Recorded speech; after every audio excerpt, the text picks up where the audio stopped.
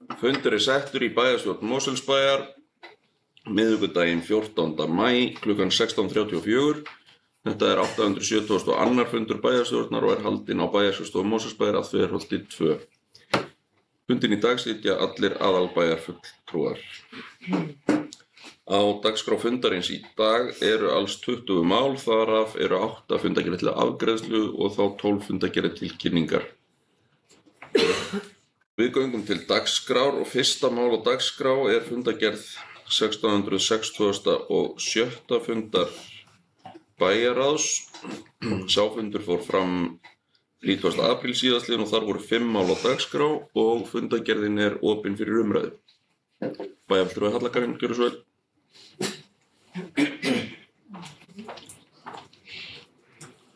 Forseti, ágætu bæjarfulltrúar, ég kem hérna upp fyrir máli 1.2, Varmavelli nýframkvæmd. Mér langaði kannski bara að segja og vekja athygli á því að það ánægjulegt að framkvæmdir bæði við knattspyrnu og frjálsíþróttavöllinn, það bara gengur vel og á áætlun. En í þessu máli, 1.2, Varmavelli nýframkvæmd, að þá voru við sem sagt bæjarráðið samþykkti á síðasta fundi að heimila umhverfisvið að ganga til samþykkta við fyrirtæki sem heitir Leiters og var sem sagt lægst bjóðandi í útboði á að leggja gervigras á nýja keppnisvöllinn okkar eða knattspyrnuvöllinn okkar. Það voru 7 aðilar sem buðu í og þetta fyrirtæki var þó nokkuð lægra en öll hin og voru við sem sagt að heimila að samþykkja. Þannig ef allt gengur eins og hefur gengið eftir áætlun, að þá ætti allt undirlag fyrir knattspyrnuvöllinn að vera tilbúið 15. júlí og þá gefa þau mánuð í að leggja þetta gervigras og vonandi bara gengur það vel og veðrið verður svona eins og núna í dag og var í gær og verður á morgun, það verður bara sól og blíða og þá bara þessu verkefni loknu 15. ágúst sem örugglega margir bíða eftir að þá verður bara komin bara geggjaður gervigrasvöllur sem uppfyllir kröfur til keppnis í efstu deildum Íslands með UEFA stöður. En auðvitað ekki stúkað ennþá, en allavega 15. ágúst staðan að þá ætti að vera klár gervigrasvöllur. Vildi bara vekja athygli á því. Takk. Takk fyrir bæjarfulltrúi, fleiri sem óska eftir að taka til máls þennan lið. Svo ekki, en fundargerðin opin fyrir umræðu að öðru leyti. Bæjarfulltrúi Lovísa, gjörðu svo vel.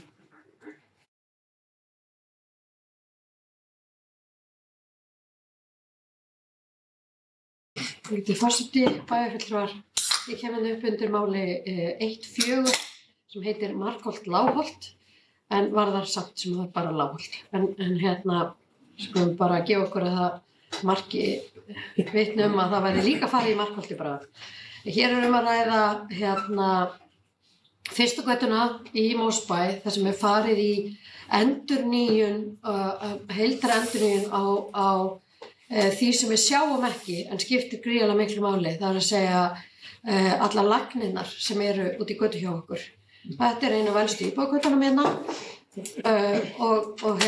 og þetta orðið löngu tímabært. Við vitum það, þetta var búið að vera inni í fjárhagsáætlunum til margra ára en nú loks komið að þessu og við fögnum því virkilega. Og það sem að mig langar líka sérstaklega að hafa orði og þakka fyrir öll svo góða og ítarlega upplýsingagjöf sem hefur verið til íbúa. Maður hefur heyrt af því að það búið að halda alveg sérstaka kynningu fyrir fólki í götunni og fara yfir þetta með þeim. Og eins ánægjulegt að það sé hægt að vinna svona í samstarfi við aðra aðila eins og Veitur sem þá líka að endurnýja það sem tilheyrir þeim og ef ég skildi rétt að þá lagður ljósleiðar í leiðinni og bara sem sagt eina af elstu götunum færð inn í nútímann. Þannig að takk fyrir þetta framtak. Takk. Takk fyrir bæjarfulltrúi, fleiri sem óska eftir að taka til máls þennan lið. Svo ekki, en fundargerðin opin fyrir umræðu að öðru leyti. Bæjarfulltrúi Hallakarin, gjörðu svo vel.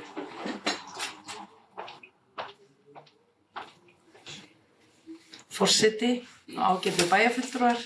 Ég kem hérna upp fyrir máli 1.5, ársskýrsla Mosfellsbæjar 2024 og það er ekki hægt annað en að koma upp fyrir þessu máli og hrósa þessari frábæru framsetningu og þessari ársskýrslu sem til fyrirmyndar og mjög fróðlegt að bara allir fái þessar upplýsingar starfsemi, verkefni og bara þjónustu bæjarins á svona líflegan og svona skýran hátt.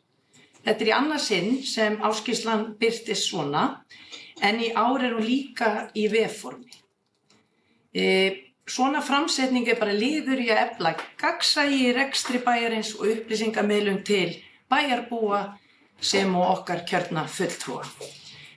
Starfsfólk Mosfellsbæjar undir forystu bæjarstjórans okkar, Regínu Ásvaldsdóttur, á miklar þakkir skyldar fyrir þessa skýru og nútímalegu framsetningu og upplýsingu. Og ég hvet bara bæjarbúa sem að hlusta að kynna sér þessa áskýrslu. Takk. Takk fyrir bæjarfulltrúi. Fleiri sem óska eftir að taka til máls þennan lið. Já, bæjarfulltrúi Dagný, gjörðu svo vel. Ég sé svo illa, það verið að draga fyrir gluggann fyrir mig. Já. Það betra núna. Virðulegur forseti, kem upp undir samanlið 1.5. Mér langaði bara líka að þakka fyrir það sem vel gert. Það má vekja athygli í, þetta mjög góð efnileg skýrsla, mjög góðum upplýsingum. Takk fyrir. Og fleiri sem óska eftir að taka til máls þennan lið. Svo tel ég ekki vera, en fundargerðin enn opin fyrir umræðu að öðru leyti. En fleiri óska ekki eftir að taka til máls þessa fundargerð og við tökum hana þá til afgreiðslu. Ég bið bæjarfulltrúa að geta staðfest fundargerð 667. fundar bæjarráðs sem að gefa merki. Það samþykkt samhljóða. Takk fyrir. Þá það annað mál á dagskrá. Það fundargerð 667. fundar bæjarráðs. Sá fundur fór fram 8. maí síðastliðinn og þar voru 13 mál á dagskrá. Fundargerðin opin fyrir umræðu. Það Halla Karin Gilsvöld.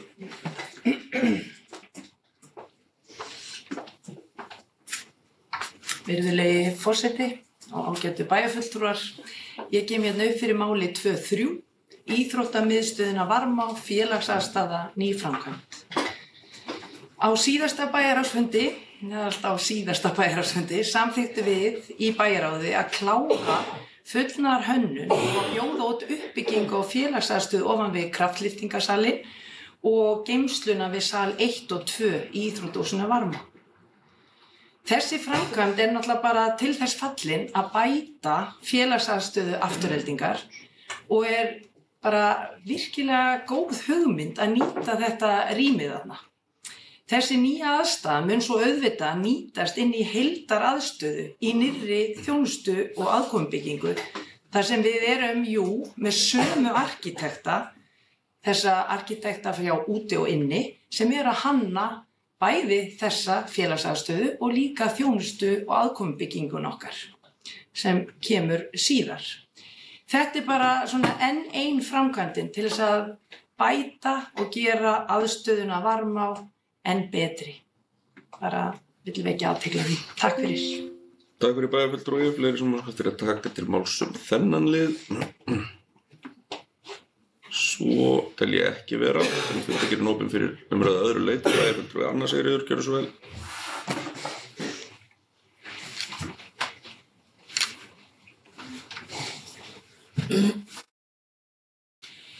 Forseti, ég kem hér upp undir lið 2.12, stýrihópi mennta- og barnamálaráðuneytis eftirfylgni verkefna á grundvelli samkomulags börn með fjölþættan vanda, titill þessa máls. Mér langar bara að vekja athygli á skipun stýrihóps mennta- og barnamálaráðuneytisins þetta mál. Það eins og vel þekktur orðið, þá hafa málefni barna með fjölþættan vanda verið meðal þeirra mála sem ekki hefur tekist að ná samkomulagi á milli sveitarfélaga og ríkisvaldsins nokkur ára skeið. Það hefur verið reynt og það hefur ekki gengið eftir. En fyrir á þessu ári, nánar tiltekið 19. mars, að þá tók samkomulag á milli aðila ábyrgðarskiptingu innan málaflokksins, þar sem var endanlega skorið úr það að ríkið bæri ábyrgð á þriðja stigs meðferð barna með fjölþættan vanda.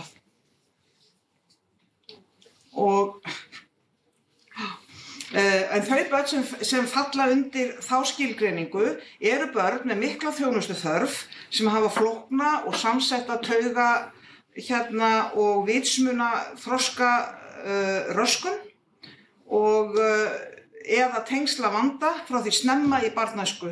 Og þetta getur hvort tveggja getur leitt af sér alvarlegan hegðun á vanda eða geðræn einkenni. Það hafa verið unnar nokkrar skýrslur í gegnum árin.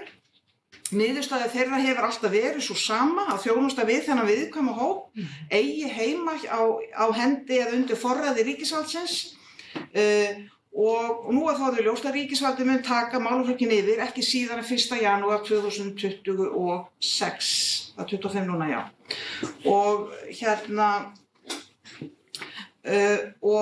Og það áætlað, það náttúrulega ekkert kannski fast í hendi með það, en það áætlað að yfirtaka ríkisins á ábyrgð þessa málaflokks. Það ábyrgð þjónustu við þriðja stigs þjónustu við börn með fjölþættan vanda. Það áætlað að það geti lækkað kostnað sveitarfélaganna í landinu 3 milljarða árlega. En nú hefur verið skipaður stýrihópur til að hafa umsjón með og fylgja eftir framkvæmd verkefna sem skilgreindir eru í áðurnefndu samkomulagi og undir þessu stýrihóp munu starfa undirhópar á ýmsum sviðum, húsnæðismálum, varðandi lagabreytingar, varðandi fjármál og fjármögnun, alls konar verklagsferla, skólamálin náttúrulega sem stór þáttur í þessu og svo heilbrigðisþjónustu. Og það munu hópar starfa sem sé undir stýrihópnum að útfærslu á þessum hlutum verkefnisins. Og það afar mikilvægt að verkefni fái farsælan og stöðugan framgang, ekki bara fyrir sveitarfélögin sem koma að þessu máli og ekki bara fyrir ríkið, heldur sérstaklega fyrir þau börn og fjölskyldur þeirra sem eiga í raun allt sitt undir að festa komist í þennan málaflokk. Og að lokum þá sérstaklega ánægjulegt að geta þess að bæjarstjórinn okkar, Regína Ásvaldsdóttir, hefur verið tilnefnd af Sambandi íslenskra sveitarfélaga til setu í þessu stýrihópi og ég leyfi mér að segja að það sé á engan hallað því ég segi að þekking hennar á málaflokknum, reynsla af starfi við málaflokkinn og yfirsýn óviðjafnanleg og gríðarlegur fengur bæði fyrir ráðuneytið og sambandið að fá að hennar sterku rödd og skýru sýn inn í stýrihópinn. Takk. Takk fyrir bæjarfulltrúi. Já, bæjarfulltrúi Ásgeir Kjölsveit.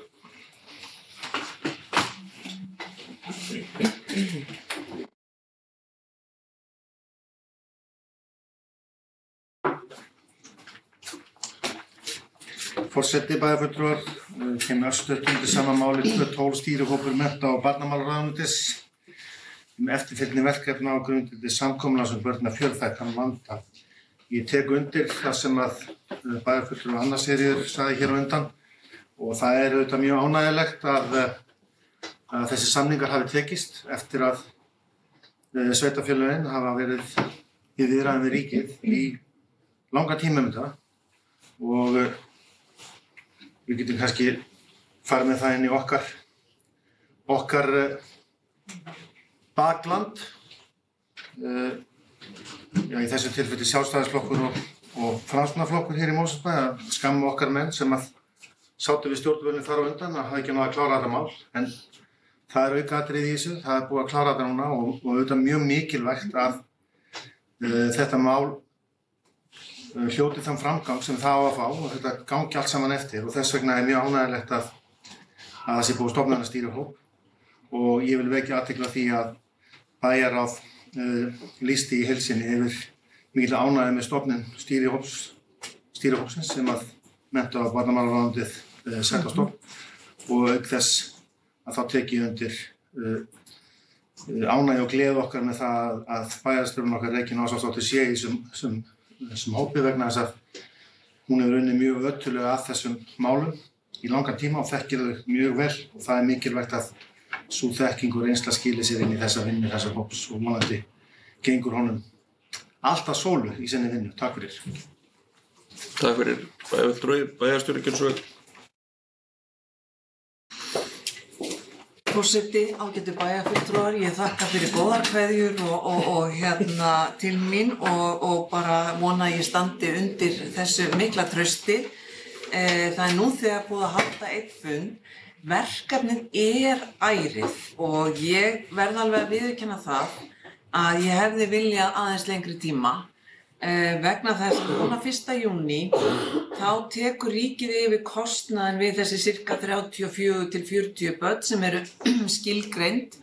Þannig að það bara verður unnið að því núna að sveitarfélögin fái upplýsingar hvernig þau getur sótt endurgreiðslu vegna þeirra sem eru í kerfinu nú þegar og það mun muna mjög miklu fyrir mörg sveitarfélög að ég hef hitt kollega sem að segja bara já ég í mínus núna en á þessu ári þá kemst ég yfir núllið vegna þess að við erum með eitt svona barn sem að kostar gerir það að verkum að fyrir svona lítil sveitarfélög þá verður þetta mjög erfitt en aðalatriði og ég taka undir með þeim bæjarfulltrúum sem hafa talað hér aðalatriði bara varðandi börnin sjálf og foreldra þeirra að hafa þetta öryggi þessi þjónusta sé til staðar.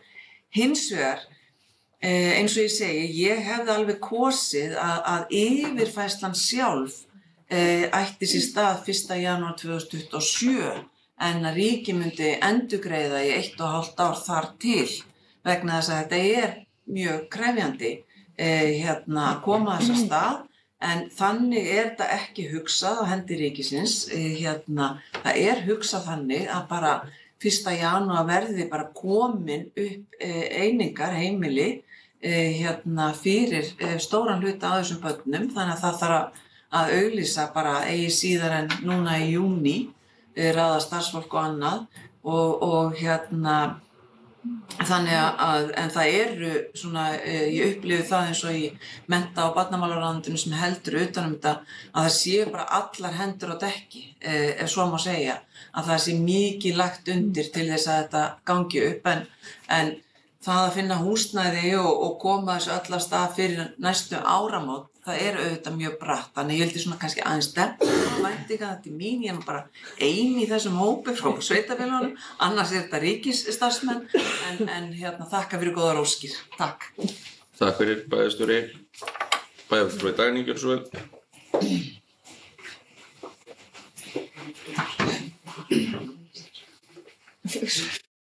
Virðulegur forseti, já ég ætla nú bara að segja svo henni, ég beint nú voni við hann að vera rekinu þarna þó svo hún sé bara ein af mörgum, en það sem skiptir svo miklu máli í málefnum barna og það að þessi fjölþætti vandi hann verða svo gríðarlega krefjandi og við erum með fólk á gólfinu sem að stendur hérna ráðalaust dag eftir dag helgar og kvöldin og fólk sofnar með áhyggjur af börnum og vaknar með líka.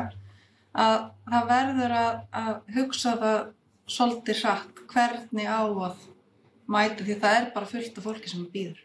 Þannig að bara svona smá kveður inn í hópinn.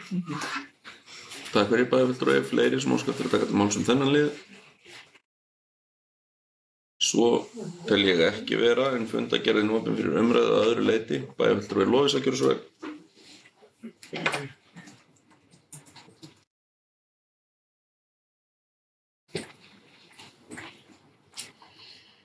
Forseti, bæjarfulltrúar, ég kem hérna upp undir máli 213.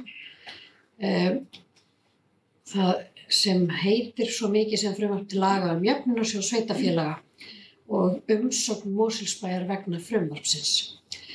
Þetta mál höfum við áður tekið til umræðu hérna í bæjarstjórnarsalnum og það vegna þess að fyrirliggjandi frumvarpsdrög hafa að okkar mati hallað verulega á Mosfellsbæ og okkur þykir ekki sýnt að jafnræðis eða sanngirnis gætt við framlagningu frumvarpsins.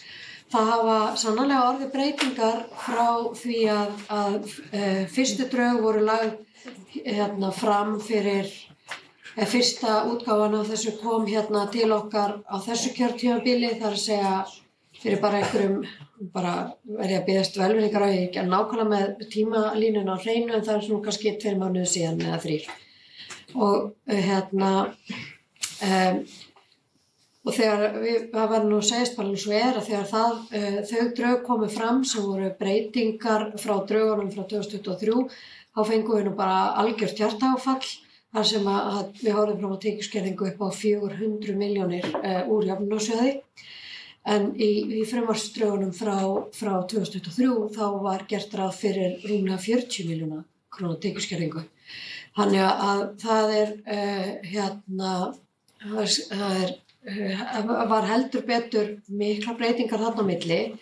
Síðan þá hafa verið afturgerðar breytingar á frumvarpsdrögunum sem gerir það að verkum að nú dragast tekjur Mosfæðar frá jöfnunarsjóði saman 250 milljóna króna. Og við getum ekki ennþá séð á hvaða grundvelli niðurstaðan þessi. Það ýmislegt í frumvarpinu sem að okkar mati krefst frekari skýringa. Þannig virðist til dæmis vera að sveitarfélög sem eru víðfeðm, kannski jafn stór að Flatarmáli og Mosfellsbær, en ef það eru fleiri byggðakjarnar, að þá kemur til styrkur, aukinn styrkur, og það vel, hlutfallið eða ójafnvægið virðist bara vera það mikið að það erfitt að sjá af hverju þetta svona gríðarlegur munur á. Mosfellsbær gríðarlega stórt sveitarfélag en þó við séum bara með 1 íbúakjarna. Og það liggur við og ég hef nú haft það í flimtingum að við ættum bara að sameinast einhverjum af litlu sveitarfélögunum í kringum okkur bara til þess að koma okkur upp öðrum íbúakjarna og þá værum við bara í lagi með þetta. En auðvitað það alltaf bara einhver leikarskapur og við viljum ekki að stjórnsýslan sé með þeim hætti. Við viljum að sjálfsögðu að lögð sé fram lög sem að okkar færasta fólk getur skilið. Og það að við getum ekki lesið frumvarpið og áttað okkur á bara hlut og náttúrulega ég nefna annað dæmi, það að segja breyting á viðmiðunarmarki tekjuhagkvæmisferlis og orðin í þessu náttúrulega eru í samræmi við bara hinn almenna skilning á þessu úthlutunarmódeli jöfnunarsjóðs. En þarna verið að breyta prósentu úr 20 í 23 í staðinn fyrir 23%. Og þetta til dæmis, þessi 3% justering þarna á, bara virðist vera að hafa gríðarlega mikil áhrif á okkur.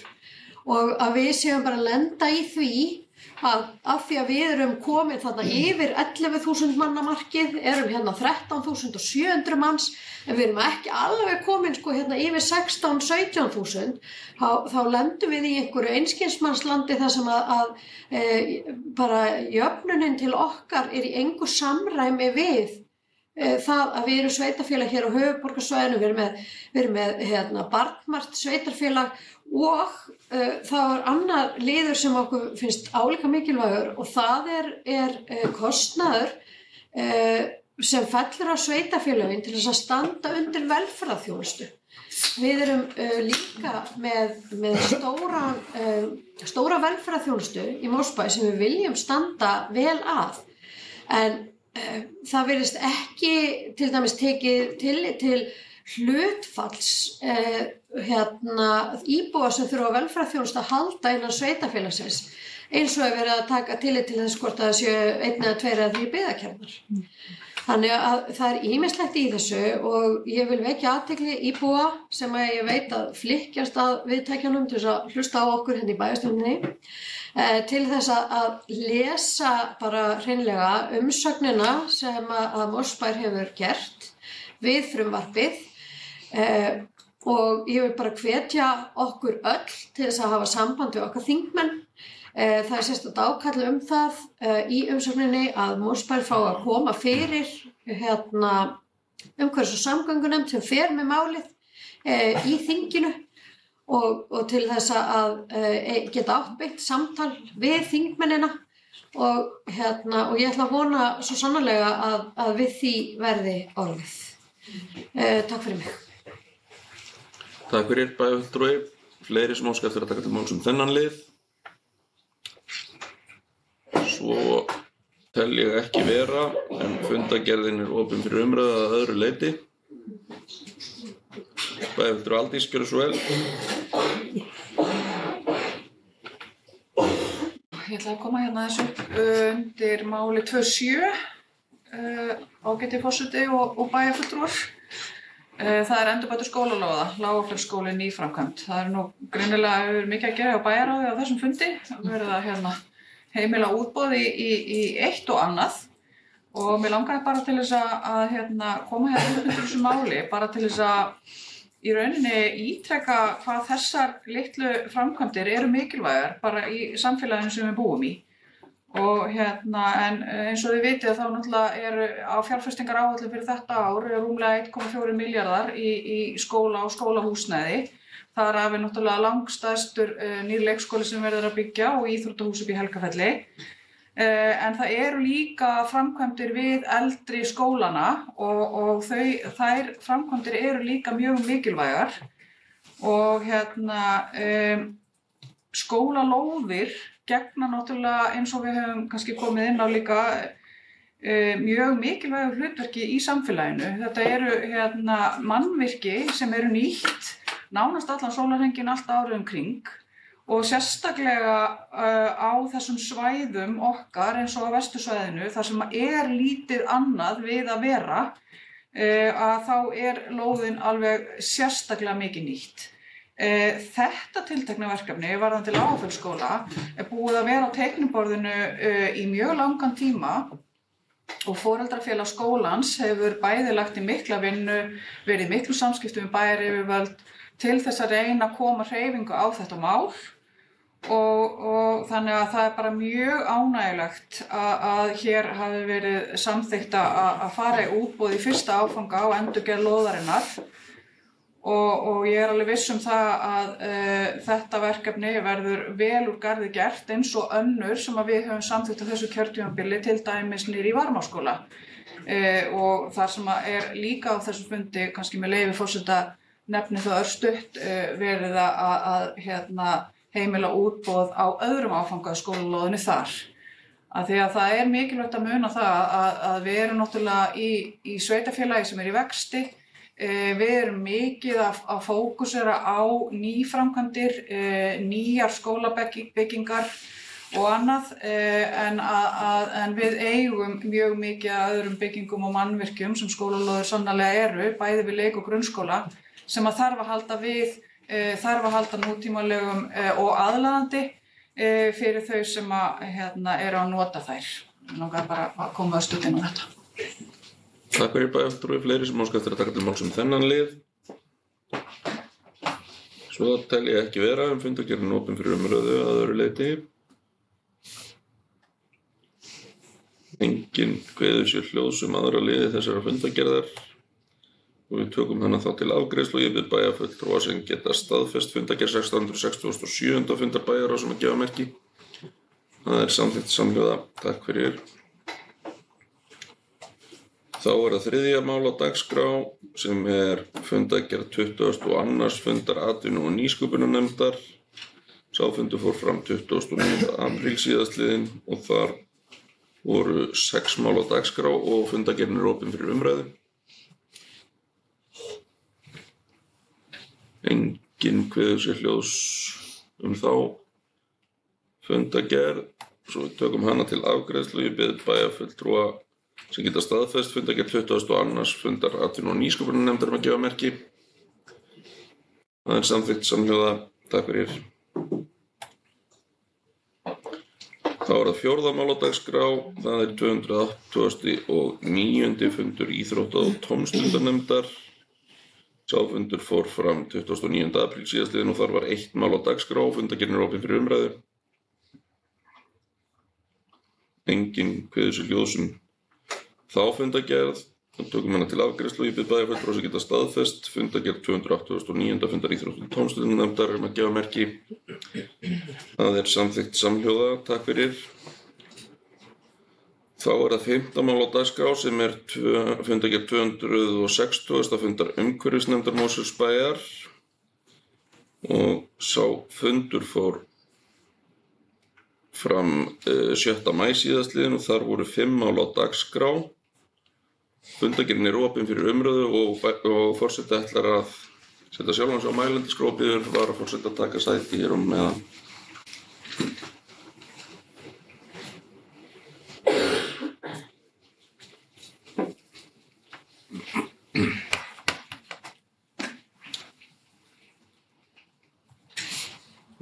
Forseti, ágætu bæjarfulltrúar. Ég kem hér undir liðið 5.1 umhverfis- og loftslagsstefna fyrir Mosfellsbæ.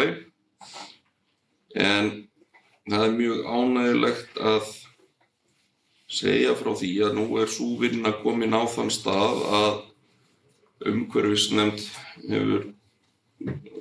telur sig hafa efnislega lokið vinnu við þessa stefnu sjálfa sem felst felur í sér endurskoðun á gildandi umhverfisstefnu ásamt því að taka inn loftslagsstefnu og sameina í eina eins og sá sem hér stendur hefur áður komið inn á fyrri fundum. En ég ætla ekki að hafa þetta mjög langt hér, ekki þetta skipta minnst á kosti þar sem að það eru þó ekki komin lokadrög þar sem að nefndin hefur vísað þessu núna inn til bæjarráðs og svo einhver vinna eftir við loka frágang og uppsetningu og yfirlestur og annað og vissulega sá möguleiki fyrir hendi að bæjarráð vísi þessu aftur inn í nefndina áður en að lokadrög verða tekin fyrir. En ég vil nefna hér sérstaklega og íbúakönnunina sem var hér daginn og vil þakka starfsfólki Mosfellsbæjar sem sá þá könnun að uppsetningun á henni og framkvæmdina fyrir þá vinnu og vil nefna að þátttaka í könnuninni fór í það minnsta fram úr björtustu vonum umhverfisnefndar þegar lagt var af stað í þessa vinnu með könnunina. Við höfðum myndað okkur sett okkur það markmið að við erum bara sátt með 200 svör en þetta endaði allt í rúmlega 380 svörum. Þannig að ég vil bara þakka bæjarbúum fyrir góðar viðtökur á þessari könnun. Og svo áframhaldandi vinna samt við að vinna aðgerða áætlun en það vinna sem mikilvægt að verði haldið bara lifandi inn í framtíðina svo að við náum settu marki og það náttúrulega bara stór hluti af því felst í undirbúningi fyrir fjárhagsáætlunargerð á hverju ári. Þannig að sú vinna bara þegar hafin og verða vonandi fljótlega komnar einhverjar tillögur fyrir næstu fjárhagsáætlun í þessum efnum. Og svo vil ég þakka líka sérstaklega kannski unga fólkinu okkar, bæðið ungmennaráðinu sem við áttum fund með þegar við kynntum þessa vinnu og svo líka þeim sem bæði börnum og unglingum sem tóku þátt í vinnuhópum með ráðgjafarstofunni KPMG bæði í framhaldsskólunum og í grunnskólunum. En ég ætla ekki að láta hafa þetta lengra að sinni og takk fyrir. Eru fleiri sem óska eftir að taka til máls undir lið 5.1? Svo ekki og þá umræðan hann lokið og ég held að forseti ekki ætla að taka, þannig að þá bara bið ég forsetum að koma tilbaka í sæti sitt.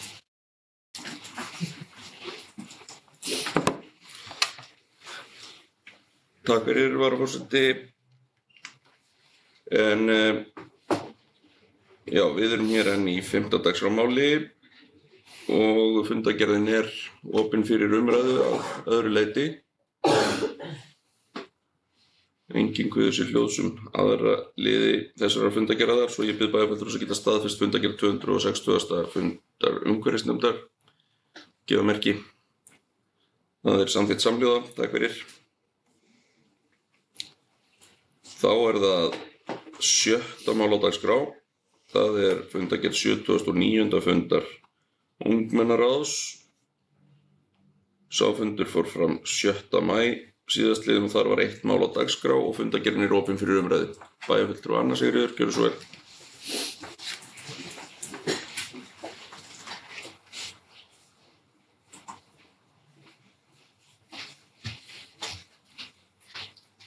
Forseti, já, ég kem hér upp undir málið 6.1, fundur ungmennaráðs Mosfellsbæjar með bæjarstjórn Mosfellsbæjar. Að ræða árlegan fund ungmennaráðs með bæjarstjórninni og var þessi fundur eins og ávallt afar ánægjulegur. Á þessum fundum, árlegu fundum með bæjarstjórn, fer ungmennaráð yfir verkefni sín yfir vetrartímann og leggur fram tillögur sem verða til í þeirri vinnu. Það skemmst frá því að segja að af þessum fundi fór ég, og ég held ég geti mælt fyrir munn viðstaddra bæjarfulltrúa með gleði og bjartsýni í huga. Framganga krakkana var til mikil sóma fyrir þau sjálf og fyrir skólana þeirra. Þau þökkuðu sérstaklega fyrir gott samstarf við að koma sínum verkefnum og hugmyndum í farveg. Fjölmörg spennandi verkefni og umfjöllunarefni þeirra voru kynnt fyrir okkur á þessum fundi. Til dæmis ungmennaserían sem byrjaði fyrr og heldur áfram í sumar, ungmennaþingið, svo var náttúrulega fjallað eilífðarmálið strætó og svo kom fram tillaga að seta í ungmennaráði setan verði metin sem val í skólanum, sem mér finnst einboðið að skoða á vettvangi fræðslusviðs. Í kynningunni sem fylgir málunum má lesa nánar þau fjölmörgu viðfangsefni sem þau hafa fjallað og kynnt sér á yfirstandandi ári. Ánægjulegt að sjá að stjórnsýslan hefur verið öflug að koma inn til ungmennaráðsins með kynningar og ýmsum mikilvægum málefnum sem eru til umfjöllunar í stjórnkerfinu. Og þá má ég til með að nefna að samtal og samvinna við ungmennaráð afar mikilvæg í tengslum við þau áform bæjarfélagsins að öðlast viðurkenningu sem barnvænt sveitarfélag. Það að sitja í ungmennaráði vinna. Vinna sem gefur þeim sem þar veljast inn tækifæri til að hafa áhrif á nærumhverfi sitt og skólafélaga sinna. Tækifæri til að hafa áhrif í lýðræðislegri umræðu og tækifæri til að koma málefnum sem sérstaklega hafa áhrif á börn og ungmenni á dagskrá bæjaryfirvalda. Eftir þennan fund með ungmennaráði ég sannfærð að þau eru að nýta þennan vettvang afar vel. Takk. Takk fyrir bæjarfulltrúi, fleiri sem óskast að taka til máls þennan lið. Bæjarfulltrúi Ásgeir, gjörðu svo vel.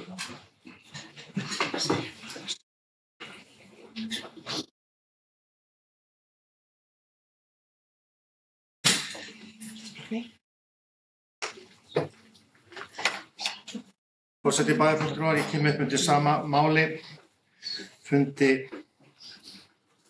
ungmennaráðs með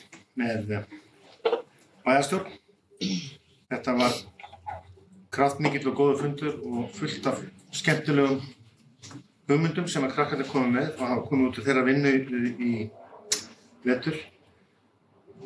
Það sem ég vil bara leggja áherslu á sem við ræddum líka á þeim fundi það að við hér stjórnsýslan og sem sitjum í bæjarstjórn og nefndum að við sjáum til þess að þeim hugmyndum sem þau koma með fram að þeim verði svarað og það verði skoðað þannig að þau fái þá lúkningu á sínum hugmyndum hvort sem það verða við þeim eða ekki að þá allavega að þeim eins og ég segi verði svarað og þau fá þá að vita hvort að málinni ferðlega hvað vegna þess að þetta ekki einu hugmyndina sem þau eru með þannig að þau getur þá haldið áfram og komið með nýjar hugmyndir eða betur bætt þær sem að þau eru búin að leggja fram þannig að vildi bara ítreka það að við þurfum að passa það að þeim verði svarað og þannig að þau getur haldið áfram með sína vinnu. Takk fyrir.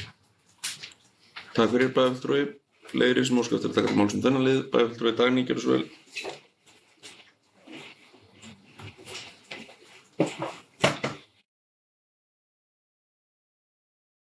Virðulegur forseti, kemur upp undir sama lið. Það nú bara þannig að framtíðin björt með unga fólkinu okkar.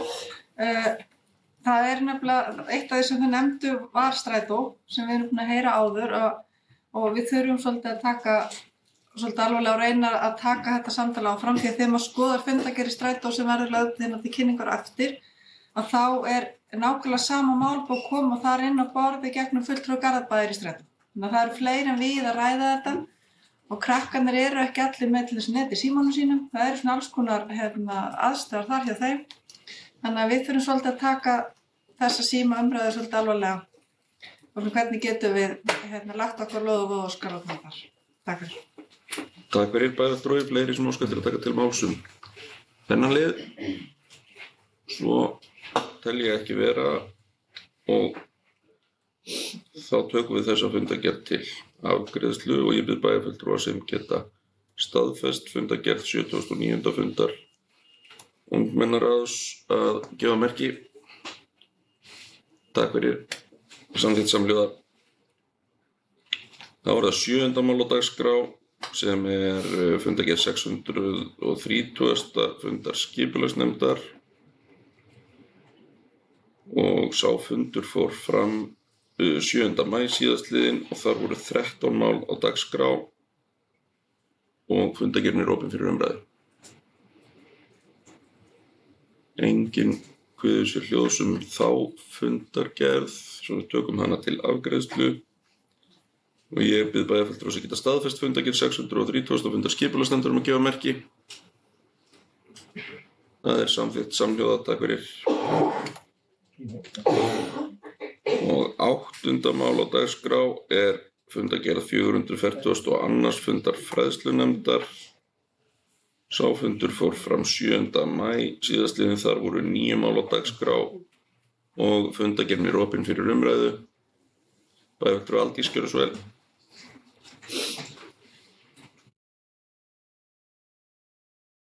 Takk fyrir, getur forseti.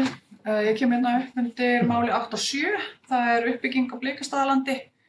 Þarna var verið að taka fyrir tillögur rýnihóps vegna uppbyggingar skólahúsnæðis á Blikastöðum og þetta bara mjög áhugavert og umfangsmikið mál sem að við munum þurfa að taka afstöðu til fyrr en síðar. Þannig að mér langar bara að vekja athygli bæjarfulltrúa á þessu máli og þessum fylgigögnum sem eru þarna með. Og í rauninni þetta mjög góð samantekt á umgjörð fræðslumála í Mosfellsbæ og gott fyrir okkur að sjá þarna ýmsa tölfræði barnafjölda og rekstur. Og það sem að mér fannst kannski ekki síst áhugavert við lestur þessara gagna, það í rauninni bara fjölbreytni þessara stofnana. Hvert við erum komin í þróun á bæði leik- og grunnskólum og hvað við erum með mörg form í gangi. Við erum með ungbarnaleikskóla, svo erum við aðra leikskóla sem taka við eldri börnum. Við erum með einn skóla sem með leik- og grunnskólabörn frá 2 ára upp í 9 ára, þannig minnir. Svo erum við með sambyggða og samrekin leik- og grunnskóla upp í Helgafellslandi. Þannig að við erum með unglingaskóla og svo erum við með skóla eins og Lágafellsskóla sem frá 1. upp í 10. bekk. Þannig að þegar búið að taka þetta svona saman fyrir okkur, maður orðinn svolítið vanur þessu, svona þetta bara, en þegar maður að lesa sig í gegnum svona gögn þá svona staldra maður aðeins við og bara já, ok, þetta svona.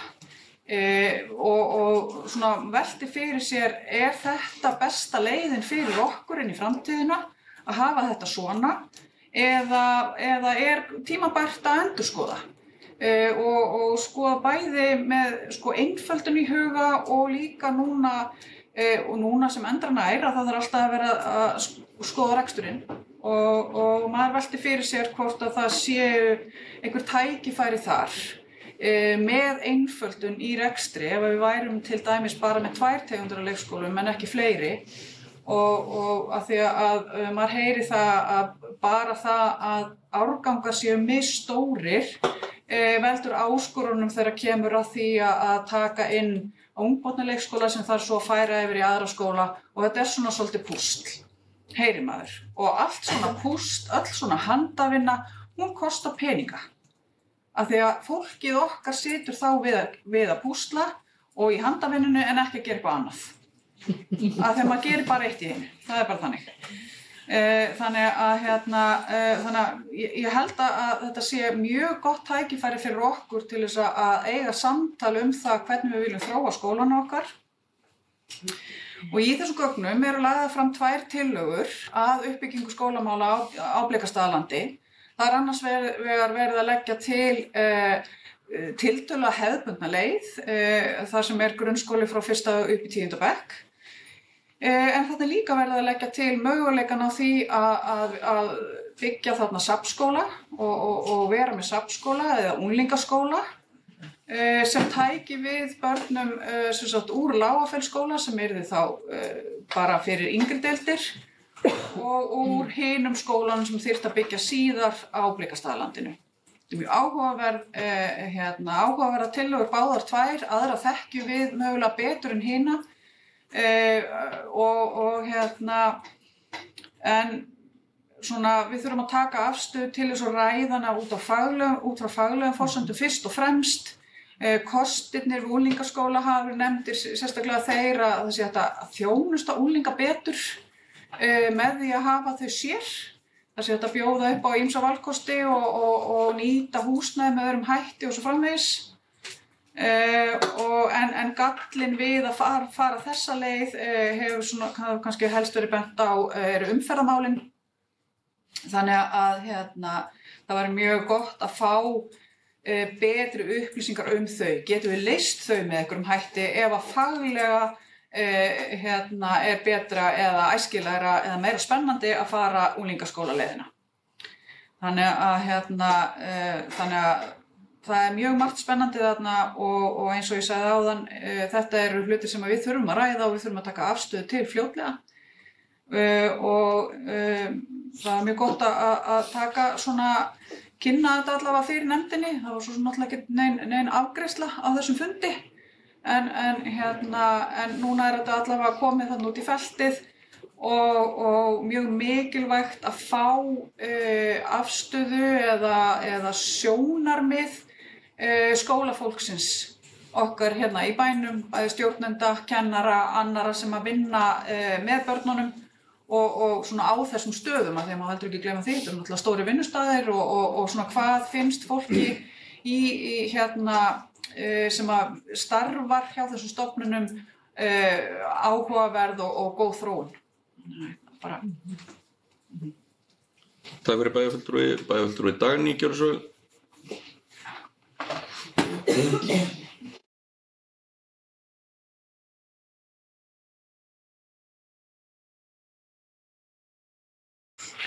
Virðulegur forseti, ég kem upp undir sama lið, uppbygging á Blikastaðalandi. Það er rétt sem að bæjarfulltrúi Aldís segir, við erum með höndunum í raun alveg einstakt tækifæri að endurhugsa skólaumhverfi í þessu hverfi á nýjan hátt. Við erum ekki bundin á neinu sem við hefum gert áður. Þannig að það er ekkert oft sem að sveitarfélög hafa þetta tækifæri, bara svo það sé bara sagt.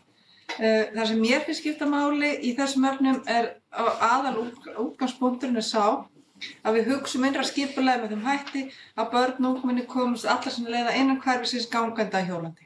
Að skóli, frístund, íþróttur og annað sé staðsett í hverfinu þannig að við séum ekki að skutla börnum allan bæ eða fara að standa fyrir rútuakstri sem við erum að reyna hægt og bítandi að draga úr.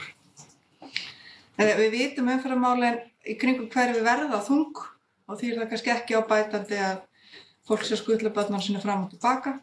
Við erum Íslandsmeistarar í skutli og við það er kannski titill sem við þurfum ekki að halda. Þegar við horfum faglega á uppbyggingu skólahúsnæðis þá þurfum við að horfa þess að skólahúsnæði sé praktískt, það sé gott að vinna í því og það sé gott að læra í því. Við þurfum ekki hönnunarhúsnæði sem kostar marga milljarða viðbót. Það skiptir líka máli að það sé horft til fleiri þátta því skóli með starfsemi er hjartað í hverfinu og ég til dæmis að læra það að húsi sem ég að reka að það svo sannarlega hjartað í hverfinu. Fólk kemur úr hverfinu í skólan. Hann 9.000 fermetrar, hann risastór með skóla, frístund, félagsmiðstöð og íþróttahús. Og í næsta nágrenni mig skóli sem með leikskóla í en það ekki samrykið. Þannig að ýmislegt að gera í sama húsnæmi, þarf kannski ekki alltaf að byggja nýtt hús fyrir hverja einingu. Og svona þessi praktísku mál. Þannig að það í þessum öfnum rauninni spennandi tækifæri framundan sem ég held að við ættum að, eins og Aldís rýna svolítið vel og velja góða lausn. Takk fyrir. Takk fyrir bæjarfulltrúi, fleiri sem óska eftir að taka til máls þennan lið. Svo tel ég ekki vera, en fundargerðin opin fyrir umræðu að öðru leyti. Bæjarfulltrúi Ásgeir, gjörðu svo vel.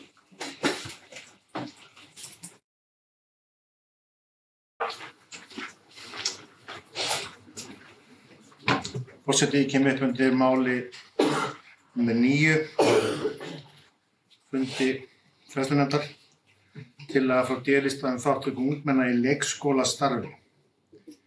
Á fundinum lögðu fulltrúar D-lista fram tillögu sem ég vil fá að lesa með leyfi forseta. Fulltrúar D-lista í fræðslunefnd leggja til að kanna verði möguleikar á því að unglingar og ungmenni sem hyggist starfa í vinnuskólanum eða bæjarvinnunni yfir sumartímann geti sótt störf á leikskólum bæjarins. Fulltrúar telja að með því að veita leikskólum heimild til að ráða ungmenni til starfa yfir sumarið megi ná fram margvíslegum jákvæðum áhrifum.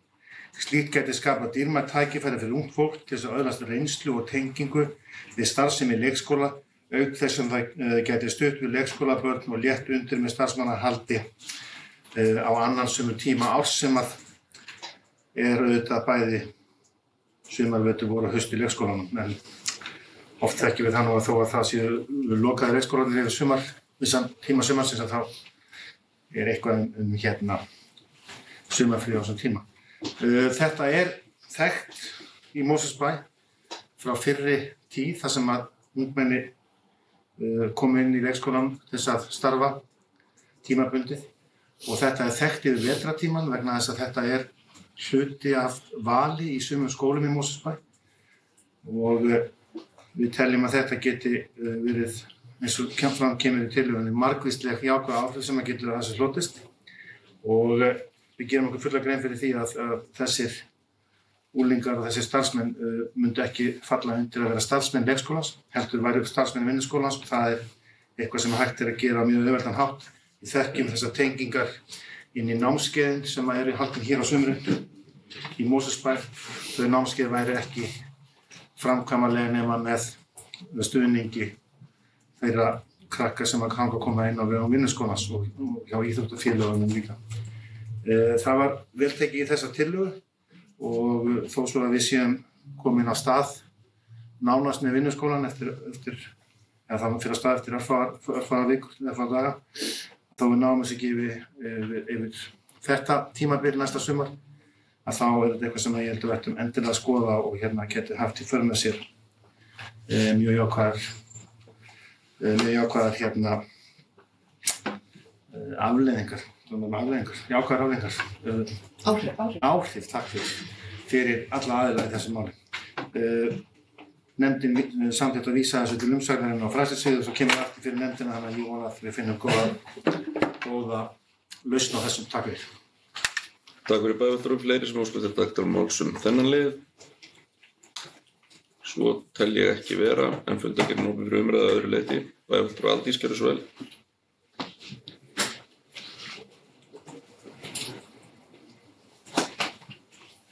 Ég ætla að koma aftur upp undir máli 8.8. Börnin okkar, aðgerðaráætlun í þágu barna og unglinga í Mosfellsbæ.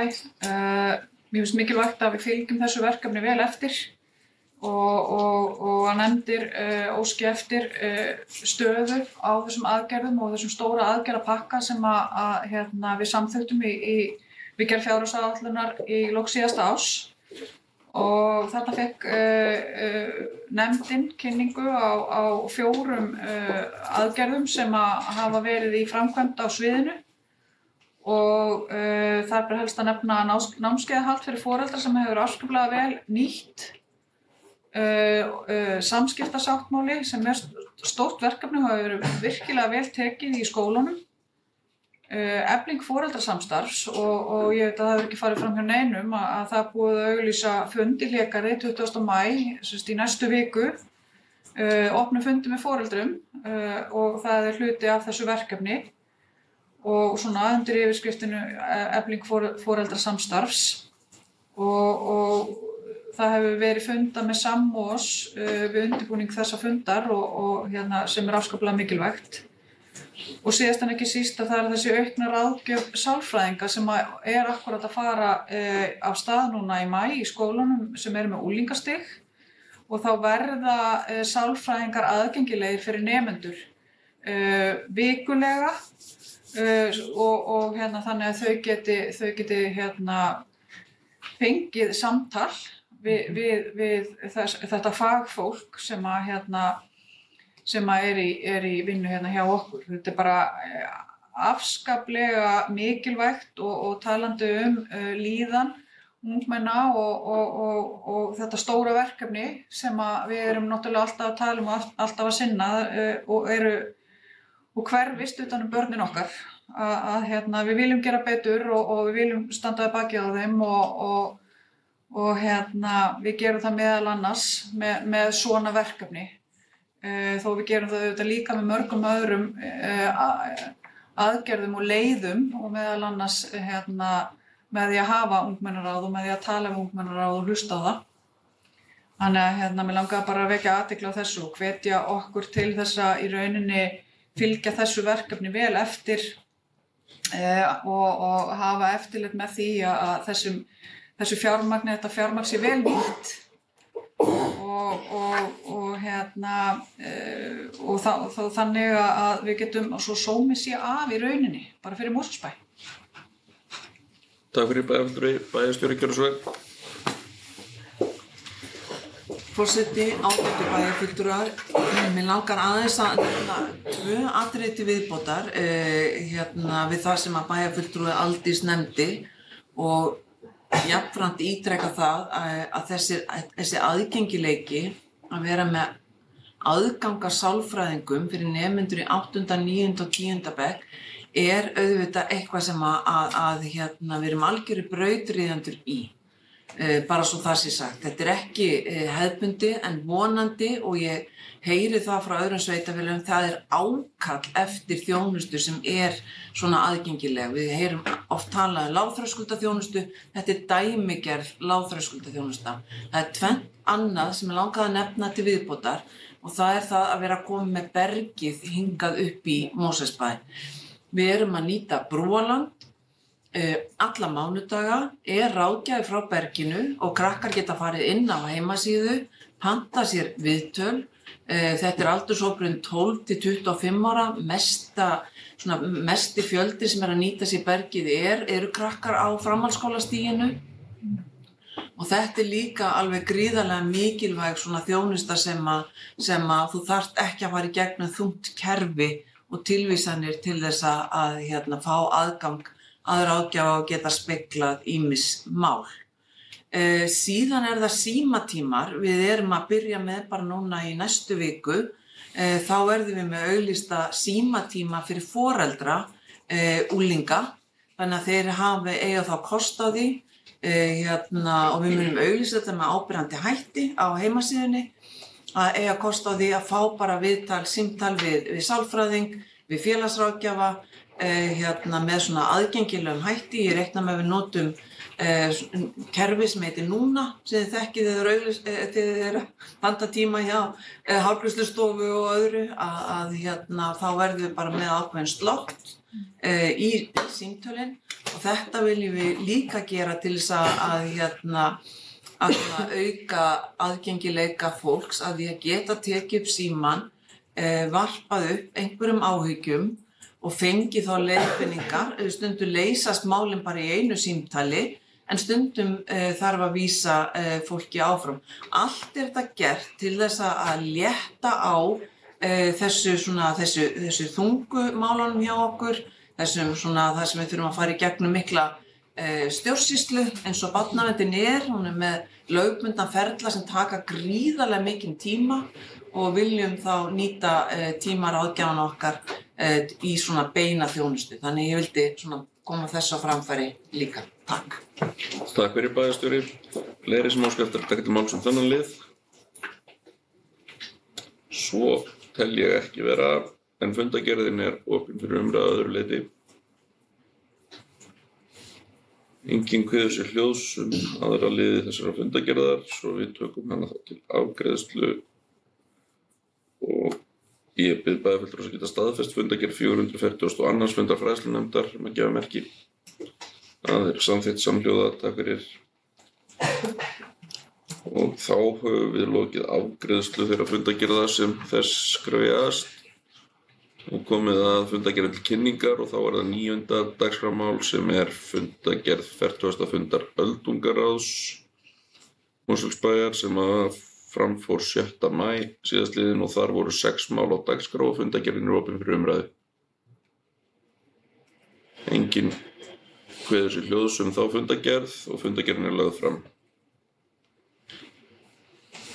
10. mál á dagskrá fundargerð 977. fundar stjórnarsambands íslenskra sveitarfélaga.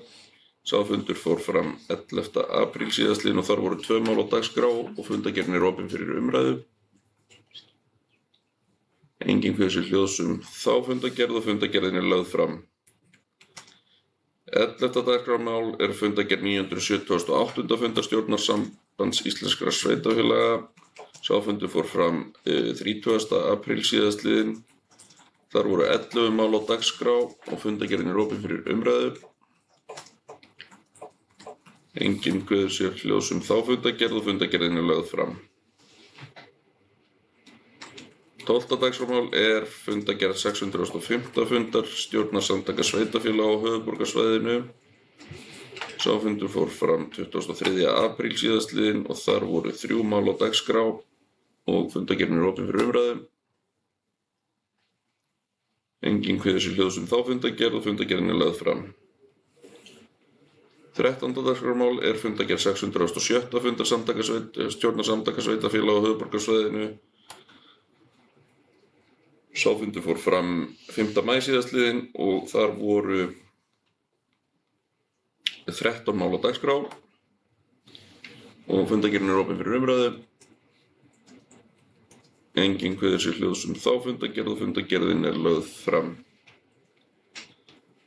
14. dagskrármál fundargerð 404. fundar stjórnar Strætó BS og sá fundur fór fram 28. febrúar síðastliðinn.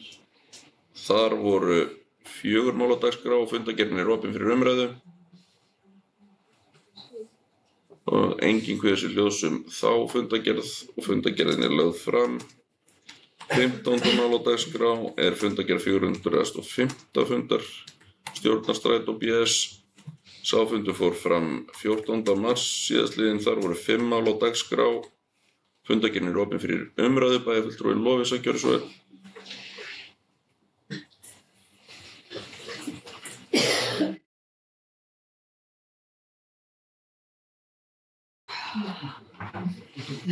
Forseti, bæjarfulltrúar, ég ætla að óska eftir því að við forseta að fá að taka fyrir eða fara yfir öll dagskráratriðin. Það sem voru tekin fyrir á þessum fundi, það kannski helst að það sem hægt að nefna þarna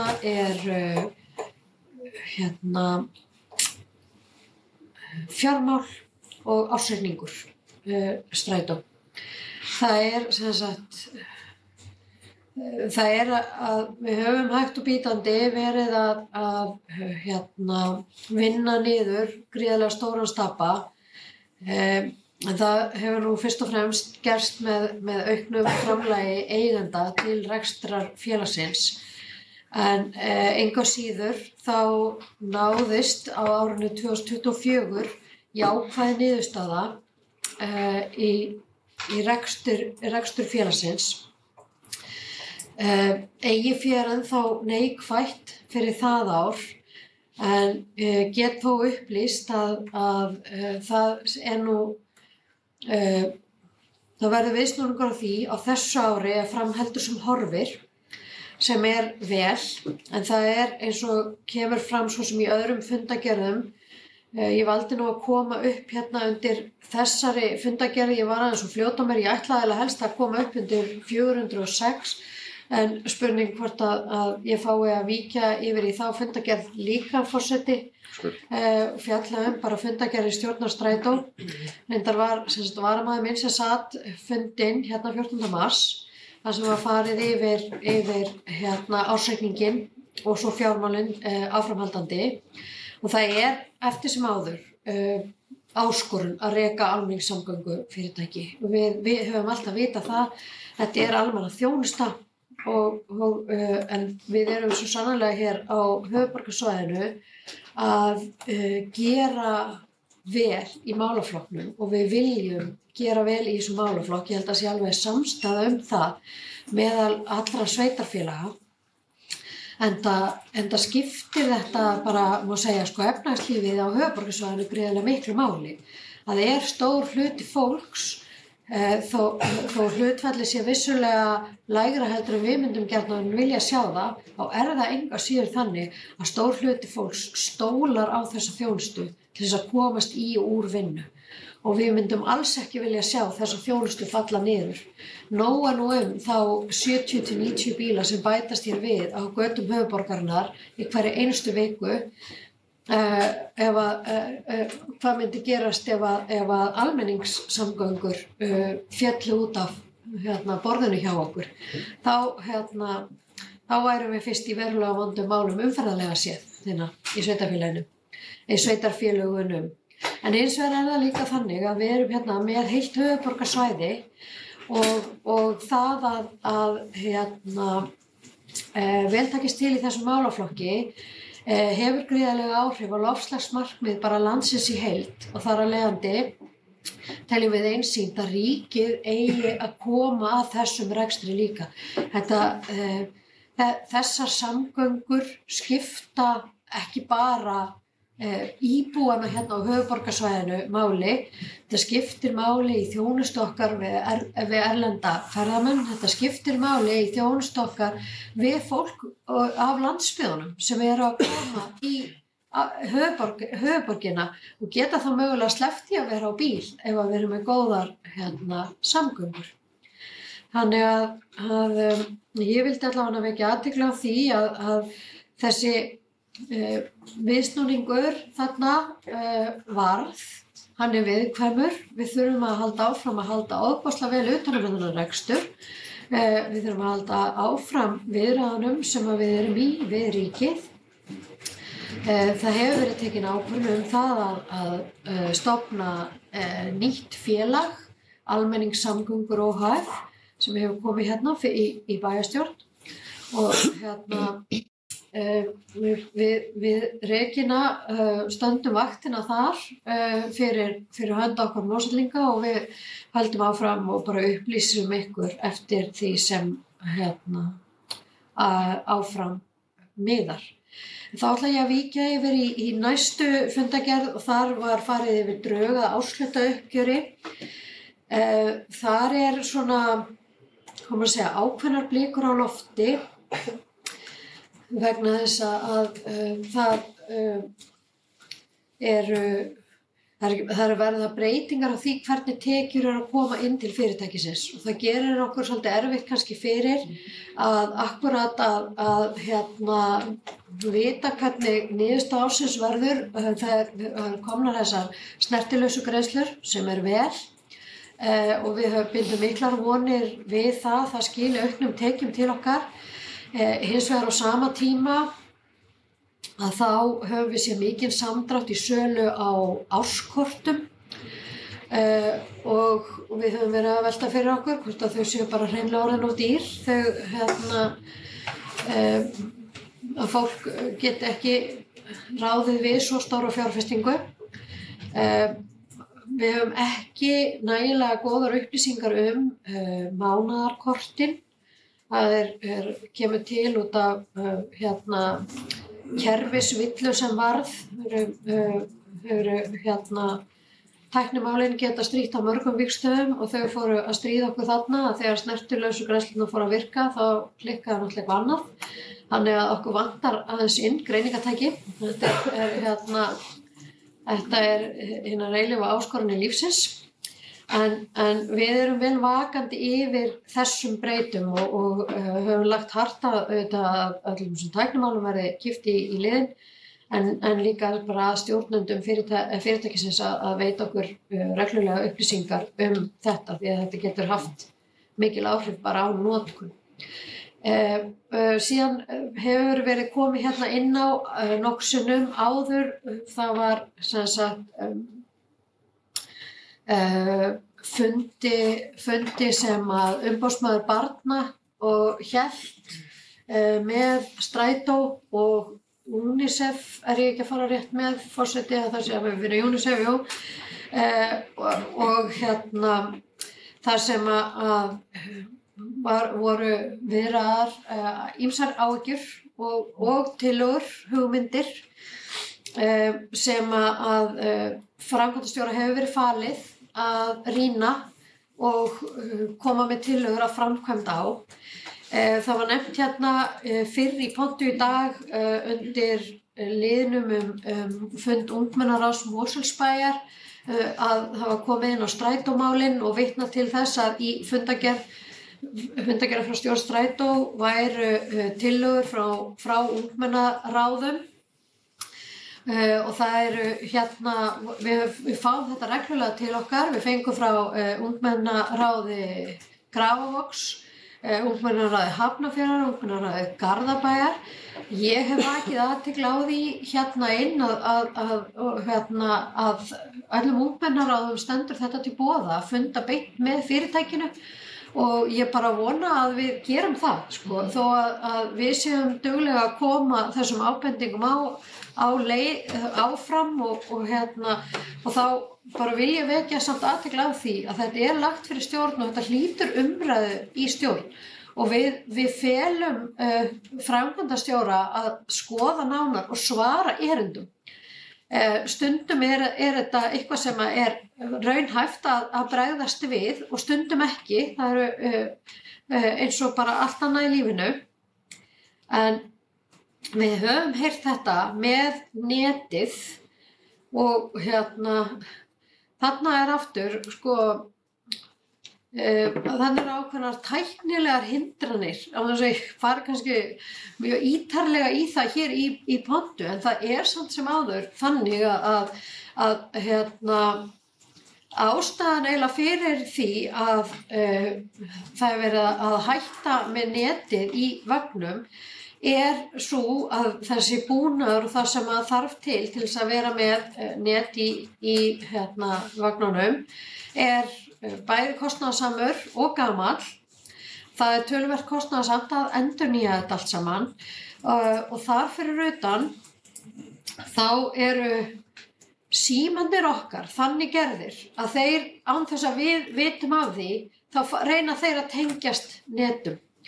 Og það getur bara valdið miklum álagi og ruglingi í símanum þegar það eru 3 vagnar á sömu stoppustöð því að þeir eru með 3 mismunandi rátera og síminn fer að hoppa í að tengjast og jafnvel að hoppa á milli og það veldur því að þú ert ekki með nettengingu akkurat þegar þú þarft að fara í appið og til þess að skanna kortið til dæmis.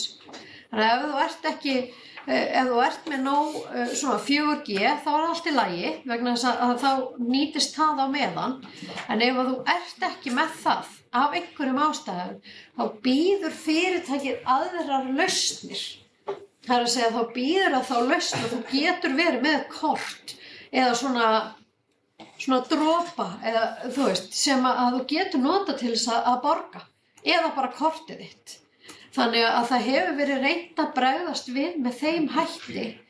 Hvort að við getum Þannig að kannski í stuttu máli það þannig að það að vera með neti í vagnunum og þessa svona snertilausu greiðslurnar og þetta app og svoleiðis, að þetta rakst á og skapaði tæknileg vandamál sem bara sko mjög kostnaðarsamt að leysa og jafnvel bara ekki almennilega hægt að leysa.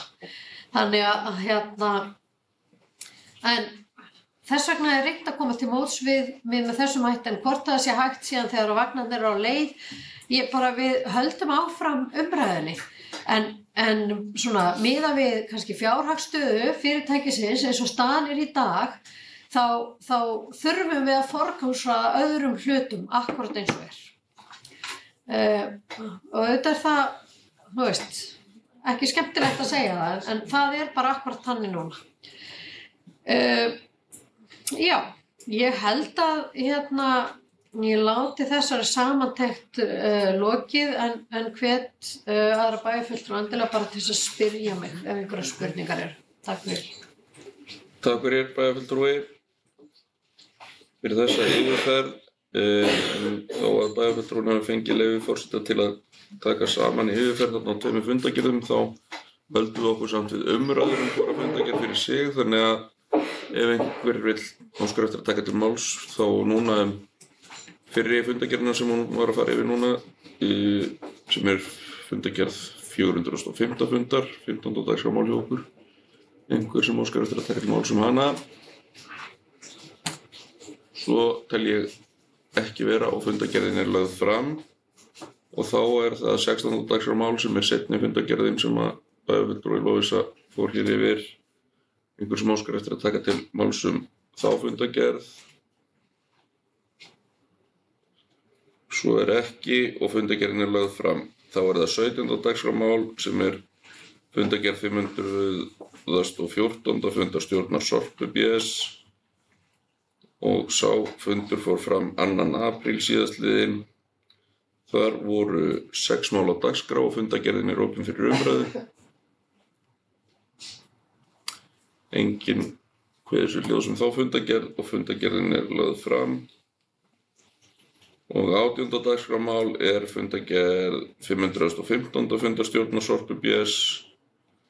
Sá fundur fór fram 23. apríl síðastliðinn. Þar voru 3 mál á dagskrá og fundargerðin opin fyrir umræðu. Bæjarfulltrúi Aldís gjörðu svo vel.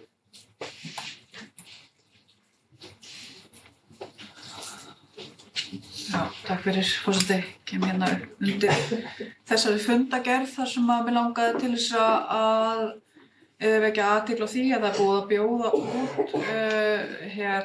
byggingu endurvinnslustöðvar við Lambhagaveg, og það búið að opna og það búið að samþykkja lægsta boð og verður samið við Sjamma EHF sem bauð 12,3% undir kostnaðaráætlun. Og það bara með það sem ég heyri á stjórnarfundi í morgun, áætlað að það verði skóflustunga bara á næstu vikum í þessa áhugaverðu framkvæmd. Það eru ár og dagar síðan síðast opnaði ný endurvinnslustöð á höfuðborgarsvæðinu, og þessi verður náttúrulega svona ólík flestum öðrum þar sem að hún verður almennilega uppbyggð og svona meira í takti við það sem að gengur og gerist til dæmis á Norðurlöndunum, og verður mikil svona þjónustu bót fyrir höfuðborgarbúa og kannski sérstaklega okkur sem búum svona á, hvað segir maður, austursvæðinu. Takk fyrir bæjarfulltrúi. Fleiri sem óskar eftir að taka til máls þessa fundargerð. Svo tel ég ekki vera og fundargerðin lögð fram. Þá það 19. dagskrármál sem fundargerð 137. fundar svæðisskipulagsnefndar höfuðborgarsvæðisins. Sá fundur fór fram 11. apríl síðastliðinn og þar voru 3 mál á dagskrá og fundargerðin opin fyrir umræðu. Enginn kveður sér hljóð þá fundargerð og fundargerðin lögð fram. 20. dagskrármál fundargerð 33. fundar heilbrigðisnefndar og sá fundur fór fram 28. apríl síðastliðin og þar voru 9 mál á dagskrá og fundargerðin opin fyrir umræðu. Enginn kveður sér hljóðs þá fundargerð og fundargerðin lögð fram. Þá ekki fleiri mál á dagskrá þessa fundar. Ég þakka fyrir fundinn. Næsti fundur bæjarstjórnar Mosfellsbæjar fer fram miðvikudaginn 28. maí næstkomandi klukkan 16:30. Til fundarins verður boðað með dagskrá. Ég segi fundi slitið klukkan 17:54.